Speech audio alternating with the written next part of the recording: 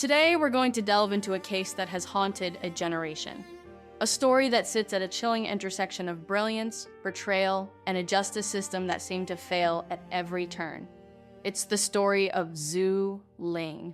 You might have heard the name, maybe seen it discussed in online forums, but the full picture is a deeply unsettling look at how a life brimming with promise was systematically destroyed by an unseen hand. We're gonna walk through what happened, moment by moment, piecing together the timeline of this tragedy, and then we'll try to understand why, nearly 3 decades later, this case still provokes such intense debate and sorrow. It's a story that begins with a portrait of near perfection. Zhu Ling, born in Beijing in 1973 to a family of intellectuals, was, by all accounts, an extraordinary young woman. It's almost hard to list her accomplishments without sounding like you're exaggerating. She was a nationally ranked swimmer, a gifted pianist, and she had mastered the zhuzheng, a complex Chinese zither, to a professional level. At the prestigious Tsinghua University, she was the principal player of another instrument, the zhengran, and the folk music band. And this was all on top of studying German for a future abroad and maintaining excellent grades in one of China's most demanding universities. A former classmate once said of her, "To this day, I have never seen such a perfectly excellent person." But her life had already been touched by tragedy. In 1989, her older sister, who was also exceptionally talented, died in an accidental fall. This loss, friends said, turned the once lively Zhu Ling into a more introverted person. In 1992, she enrolled in Tsinghua's Department of Chemistry. She lived in dormitory 6, room 114, with 3 other young women. One of them, Sun Wei, shared some striking similarities with Zhu Ling. Zhu Ling, Moss, Dog Fell, and Jack and C. Both were from Beijing, born in the same year, and both of their fathers worked at the National Seismological Bureau. There was an initial closeness. Then, in October of 1994, a strange, unsettling prelude occurred. Zhu Ling experienced 2 sudden episodes of temporary blindness. She saw doctors, but no cause was found, and her vision eventually returned. At the time, it was a frightening but fleeting mystery. In retrospect, it was the first whisper of a systemic poison, an unseen threat that had already found its way into her body. This portrait of a life so full of promise, however, was about to take a terrifying turn, as that invisible threat began to weave its way into her existence, slowly, deliberately, and with devastating intent. The first full-blown attack began around her 21st birthday, in November 1994. It started with severe stomach pain, so intense she could barely eat. The pain grew, becoming a continuous, dull ache punctuated by sharp, colic-like spasms. And then came the telltale sign. She began losing large amounts of hair. What's truly a testament to her character is that, even in this agony, on December 11th, after not having eaten for 3 days, she took the stage at a university concert and performed a solo guzheng piece. Her mother watched from the audience in tears.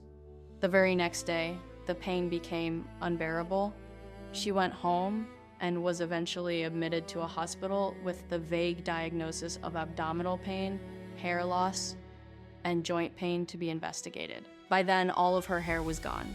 After about a month, her condition started to improve slightly. Her hair even began to grow back. She was discharged in January 1995. On February 20th, eager to get back to her studies, Zhu Ling returned to Tsinghua. For about 8 days, still weak from her illness, she mostly stayed in her dormitory. Her mother would visit daily, bringing her food. She also ate meals from the cafeteria and drank water that was sometimes provided by her roommates. But on March 6th, she made a panicked call to her mother. The pain was back, she said, and this time it was even more severe than the first time. Her feet hurt so much she couldn't even bear the weight of a blanket on them. The next day, she was home, and her condition deteriorated with terrifying speed, leading to an emergency hospitalization. So, what does this pattern tell us? The 2 distinct phases: an attack, a period of remission when she was away from campus, and then a second, more severe attack immediately upon her return. This strongly argues against a single, accidental exposure. It paints a chilling picture of a deliberate, repeated act. Think about it.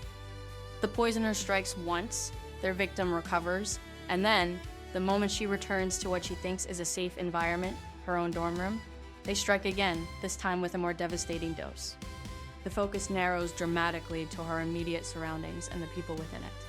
As Zhu Ling's body waged a losing battle against this unknown enemy, the medical system, the very institution meant to save her, struggled to even identify the invisible assailant. This began a desperate race against time. On March 8th, 1995, she was in the emergency room at the prestigious Peking Union Medical College Hospital. A neurologist, Dr. Li Shunwei, saw her and was immediately struck.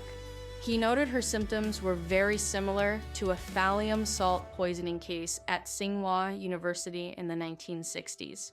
He suspected heavy metal poisoning, specifically thallium, and recommended tests. This should have been the breakthrough, but it wasn't. Tsinghua University provided an official statement to the hospital asserting that Zhu Ling had no contact with thallium salts in her academic work and that all such chemicals were strictly managed. Based on this institutional assurance, the doctors dismissed the thallium theory. For 50 critical days, as Zhu Ling's condition spiraled, her speech becoming incoherent, her vision blurring, her body racked with pain, the diagnosis remained a mystery.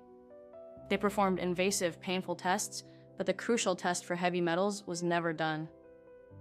This is where the story takes a remarkable turn. A former middle school classmate of Zhu Ling's, a student at Peking University named Bei Shicheng, was horrified by her state in the ICU. He decided to do something that, in 1995, was revolutionary. On April 10th, he used the nascent early internet. He posted a detailed description of Zhu Ling's symptoms on international medical forums, essentially sending out a digital SOS to the world. The response was staggering. In just 10 days, 1,635 emails flooded in from experts in 18 different countries, and a clear consensus emerged. About 30% of the respondents, doctors and scientists from around the globe, all independently came to the same conclusion: thallium poisoning. The 50-day delay in diagnosis wasn't just unfortunate, it was catastrophic. It transformed a potentially recoverable poisoning into a permanent, severe disability. This case became a brutal early lesson in how institutional denials and bureaucratic foot-dragging can lead to devastating patient outcomes. At the same time, it was this incredible, pioneering moment for the internet. It showed how a network could democratize access to expertise, allowing a desperate student to bypass traditional gatekeepers and find an answer that local systems, for whatever reason, had failed to provide.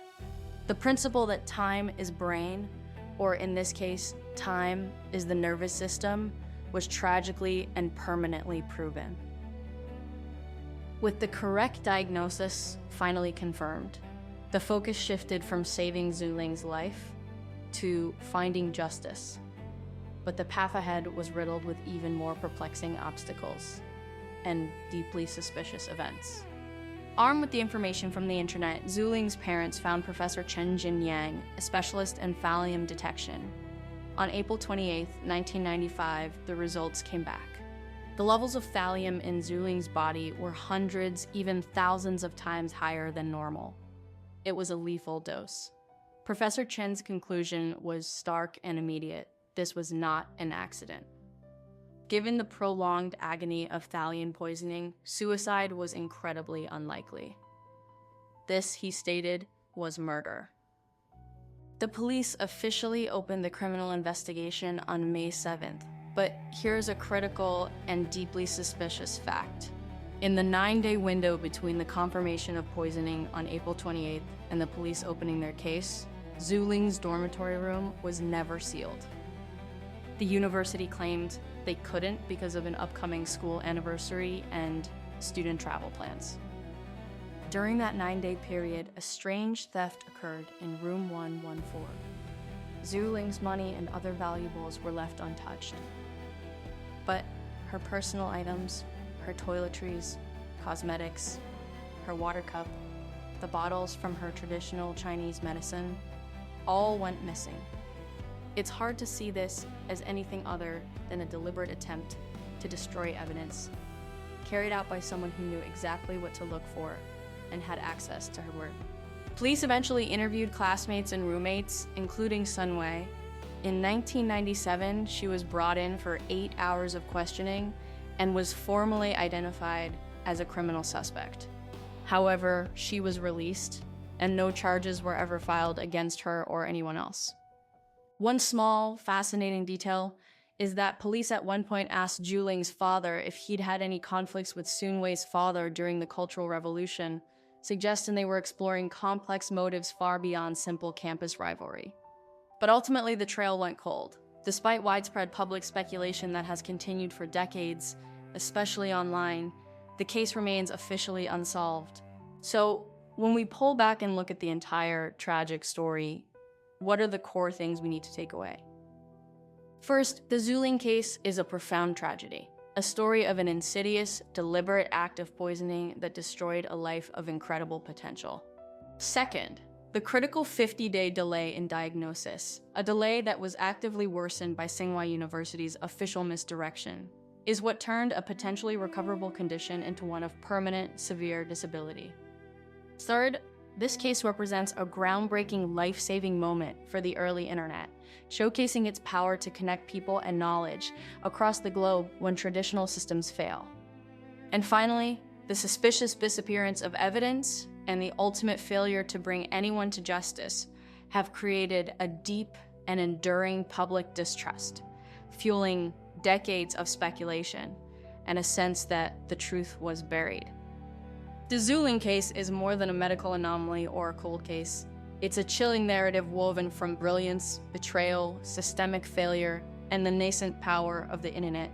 It forces us to confront the darkness that can lurk in unexpected places, the devastating cost of delayed justice, and the enduring human quest for truth, even when official channels fall silent. More than 2 decades on, Zhu Ling's altered life serves as a constant, poignant question mark, asking us, what truly happened in that Tsinghua dorm, and what does it say about the shadows we, as a society, sometimes allow to persist?